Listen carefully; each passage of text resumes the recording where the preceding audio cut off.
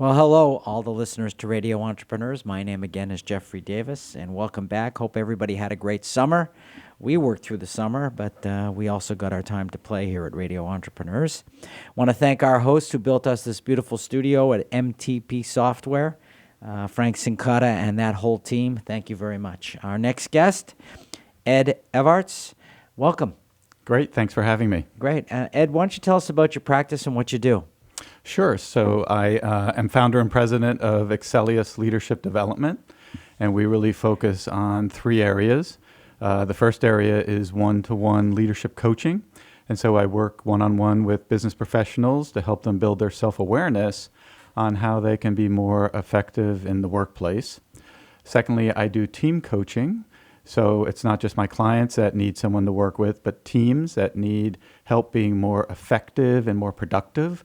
Most folks are in one-to-many teams in organizations, and the time that they spend at those meetings need to be very, very productive.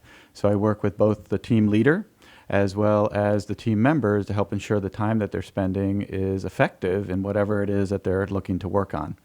And then lastly, I work on strategic thinking and planning. So I help really smaller organizations who are at a pivot point. They either want to grow or move into new geographies or expand sales or marketing, and help them figure out strategies and ways to do that, as well as strategies for their whole business. Most organizations have strategic plans, but they don't execute them well. And so a coach is a great person to help hold people accountable and ensure that those strategic plans get implemented. So just to get a sense of how you do that, and I know I appreciate the three areas that you like to intervene and work with clients. What's your background and what's your experience in? Sure. So I'm a lifelong human resources professional. I helped kill some of your favorite retailers, Jordan Marsh, Filene's, and Lechmere. So I spent about 20 years there, and then spent another 10 years at a large records management company called Iron Mountain, and was vice president of human resources in a number of areas. I left Iron Mountain in 2008 and made a decision to transition to an independent practice doing leadership coaching. You know, most coaches, when they first start out, start pretty wide, and they focus on just any way that they can build their presence in the marketplace as well as generate revenue. And so that's what I did, and as time passed, it became clearer and clearer where I had the most traction and effectiveness. So that's how I really ended up in those three areas of leadership coaching, team coaching, and strategic thinking and planning. Well, I mean, I understand the first two with the HR background, and I understand the accountability aspect that HR people could be good at. But as a strategic planner, how did you get that experience? Yeah, so it's really, kind of interesting. I think we all have innate skills and capabilities that we might not always be called on to use. And so I have found throughout my career at retail as well as Iron Mountain that I was a great student of all the different aspects going on in the business, whether it was legal or real estate, purchasing, HR, finance, whatever it might be. So today I bring all that experience to the insights and observations of my clients. I can only go so deep, so I'm not a financial expert. I can't do your taxes. I'm not a marketing expert, although I have a great eye for marketing materials, et cetera. But it's really helping people organize their thoughts and objectives, put it into a marketable, actionable plan, and then bring that plan to action. Most organizations are great at building a strategic plan. They're terrible at executing it. And so helping them focus on the areas that they need to focus on, be accountable to ensure that the things get done that need to get done, and if they don't get done, why didn't they get done, et cetera, are ways to ensure progress. And most people want progress and momentum when they're bringing those strategic plans to life. You mentioned in the strategic planning part small businesses, but when I read your on your bio here, your client list is sort of a who's who of large corporations, a lot of them healthcare corporations. Yeah. What's your balance? So, most of my work is one-on-one leadership coaching. Next would be strategic thinking and planning. So I have a number of organizations that I work with.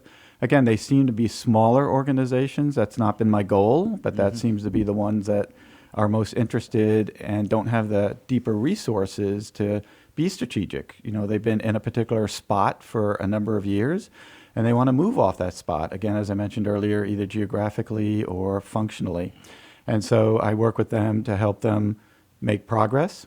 And then the third area is really team coaching, really helping teams be more effective and productive. So, in the last 25 years, a lot of people have gone into coaching from various fields. How do you differentiate yourself? I tell people that, if we were sitting at a local restaurant, I could throw a rock and probably hit 3 coaches. There are lots of coaches in the market. Excuse me.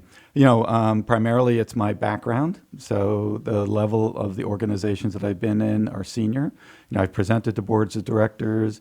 I've had relationships with boards of directors. And, those are people and influences in organizations that can be very, very impactful. So, I think a large piece of it has been the experience that I've had both in retailing and in, the records management industry that appeal to people in respect to whom I've worked with and the types of relationships that I've had with them.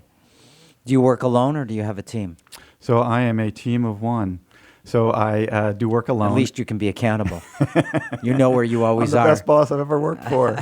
And that was purposeful. As a HR leader, I was a generalist. And so I worked in a lot of areas, but I could only get so deep. And when I decided to transition to my own practice, I decided to get very deep in one area. So rather than be a generalist, today I want to be an expert in coaching, and I learn every day, and I learn something new from every client that I work with.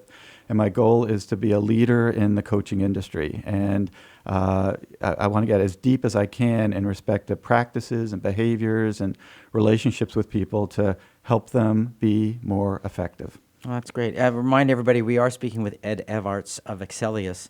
How'd you get the name Excellius? I like it. It sounds like a Marvel series. The movie's You're going to coming rip your next jacket summer. off, and I'm going to see a uniform underneath. Excellius man. Yeah, I made it up. You did? Yeah, I made it up. That's a good... That's the answer, right? Right. I like the word excel because that's a large part of... And us? And us, right? So, it just worked out well. When I went to get the URL, it was actually owned by somebody else, so that was a big negative. But you can kind of purchase the future right to it, so I Right. did that for very low dollars.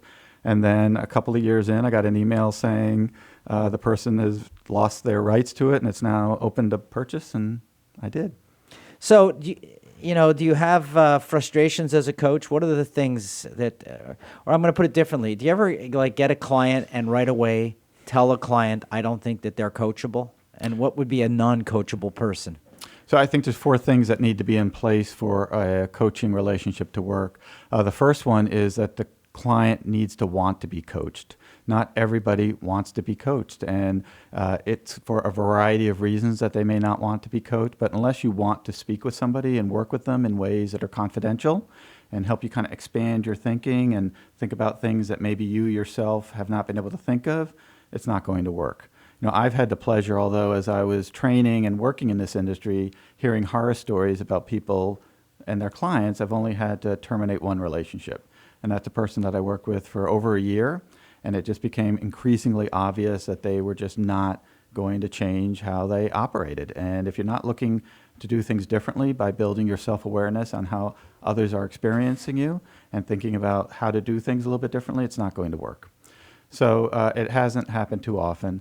The other 3 things are that you need to work in an environment that is allows you to practice. A lot of the things that you might want to do require practice and opportunities to do it a little bit differently, and so you need to be able to do that. Oh, sorry, I thought the No, list that's was fine. longer. No, not that the list has to be longer. I just had that feeling it was going to Yeah, be. no, that was it. No, and I think you make a good point. I think the first thing is the person has to embrace coaching. They do. And be motivated. They do. And be of a character that can learn.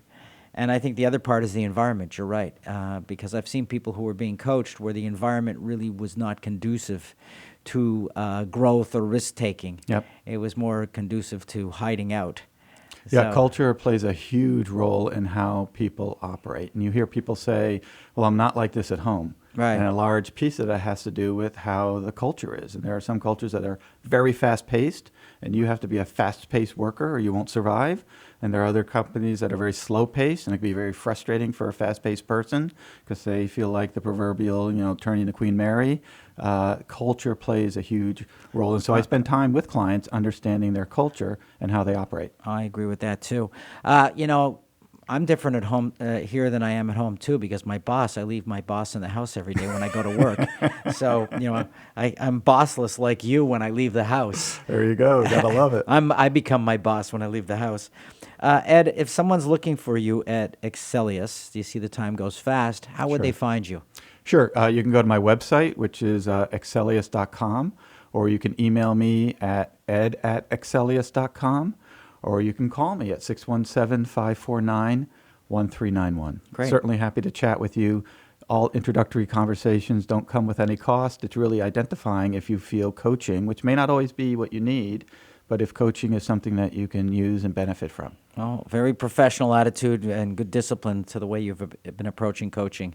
Again, we've been speaking with Ed Evarts, of Excellius. Sorry for that little mispronunciation.